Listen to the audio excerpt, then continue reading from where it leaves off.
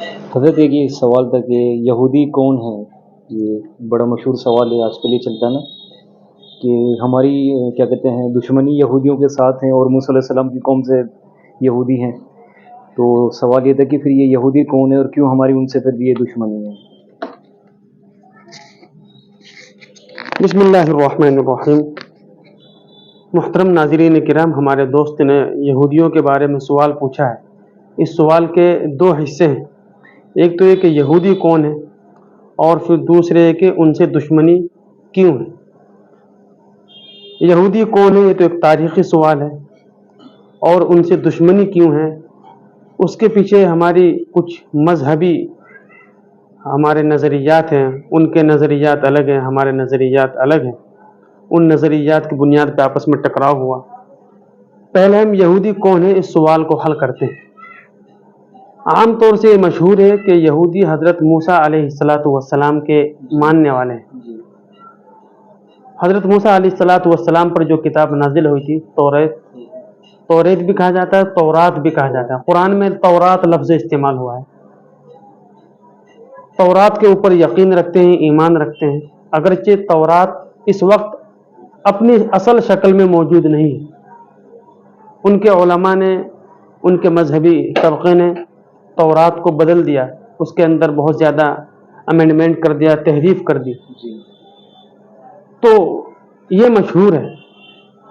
حقیقت یہ ہے کہ یہودیوں کی تاریخ حضرت موسیٰ علیہ السلام سے نہیں چلتی، بلکہ یہودیوں کی تاریخ حضرت موسیٰ علیہ السلام سے بھی پہلے سے، یعنی کہ یعقوب علیہ السلام سے، وہاں سے شروع ہوتی. یعقوب علیہ السلام کے 11-12 بیٹے تھے، ان میں سے ایک کا نام یہودا تھا. بعض مورخین کا، ہسٹورین کا یہ خیال ہے، اور بعض ہسٹورین اس کو اور پیچھے لے جاتے ہیں، نوح علیہ السلام تک اس کو لے جاتے ہیں. ان کا ماننا اور کہنا یہ ہے کہ نوح علیہ السلام کے ایک بیٹا تھا سام، SEM، انگلش میں SEM، سیم کہتے تھے اس کو، ہم سام کہتے ہیں اردو میں اس کو. وہاں تک لے جاتے ہیں. تو دونوں صورتوں میں یہودیوں کی تاریخ حضرت موسیٰ علیہ السلام سے پہلے سے ہے، چاہے آپ یعقوب علیہ السلام سے مان لیں یا حضرت نوح علیہ السلام سے مان لیں، وہاں سے ان کی تاریخ ہے. اس میں کوئی شک نہیں کہ یہ انبیاء کرام کو ماننے والی قوم ہے، ایک اللہ کو ماننے والی قوم ہے. لیکن اس کے بعد جو ان کے اندر فرق ہوئے مذہبی نظریات میں اور ان کے خیالات میں، وہ بہت زیادہ گہرے ہیں. تو ان گہرے نظریات کے فرق کی وجہ سے اسلام میں، یعنی مسلمانوں میں اور ان میں بڑا فرق نظر آتا ہے. یہ تو یہودیوں کی مختصر تاریخ ہوئی. اب یہ کہ ان میں اور ہم میں فرق کیوں ہے؟ فرق جب بھی انسان کوئی اچھا کام لے کر کے کھڑا ہوتا ہے تو لازمی طور سے کچھ دوسرے انسانوں کو عناد، دشمنی اور جلن شروع ہو جاتی ہے. یہ ایک انسان کی کمزوری ہے. وہ بجائے اس کے کہ وہ یوں سوچے کہ بھائی وہ بھی اچھا کام کر رہا ہے، ہم بھی اچھا کام کر رہے ہیں، ہم دونوں بھائی مل کر کے چلیں، وہ یہ نہیں سوچتا، بلکہ وہ دشمنی میں اور آپس میں تفرقہ بازی میں ایک دوسرے کی ٹانگ کھینچنے میں یقین رکھتا ہے انسان.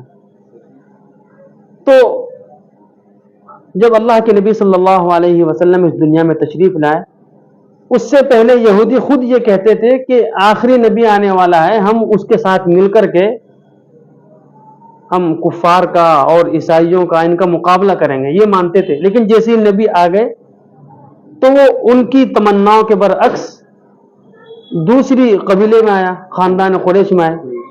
تو یہودی لوگ وہ عناد کے اندر، جلن میں اور دشمنی اور حسد کے اندر مبتلا ہو گئے کہ نبوت تو ہمارے خاندان کا حصہ تھی، ہمارے خاندان میں نبی آتے رہے، یعقوب ہمارے خاندان میں آئے، اس کے بعد یوسف آئے، موسیٰ آئے، اور بہت سارے علیہ السلام، بہت سارے نبی ہمارے خاندان میں آئے، ہماری قوم میں آئے. تو آخری پروفٹ جن کا ہم اب تک انتظار کر رہے تھے وہ بھی ہمارے خاندان میں آنے چاہیے تھے. یہ کیا ہوا کہ یہ دوسرے خاندان میں آ گئے؟ تو یہیں سے ایک حسد اور جلن پیدا ہو گئی. پھر وہی حسد اور جلن نسلم بعد نسل، یعنی ایک جنریشن کے بعد دوسری جنریشن میں منتقل ہوتی چلی گئی. اب پھر اس نے ایک مذہب کا رنگ روپ لے لیا اس دشمنی نے. پھر وہ جو ہے باقاعدہ ایک مذہب کی صورت اختیار کر چکی. حالانکہ بہت سے لوگ ان میں ایسے بھی ہوئے ہیں، حالانکہ بہت کم ہوئے ہیں، کہ جنہوں نے حق کو، سچائی کو، ٹروتھ کو پہچانا اور وہ محمد صلی اللہ علیہ وسلم کی نبوت کو انہوں نے مانا، ایکسیپٹ کیا. آج بھی اس طرح کے لوگ ملتے ہیں، لیکن بہت کم ملتے ہیں کہ ان لوگوں نے ایمان قبول کیا اور ہمارے نبی کو بھی نبی مانا.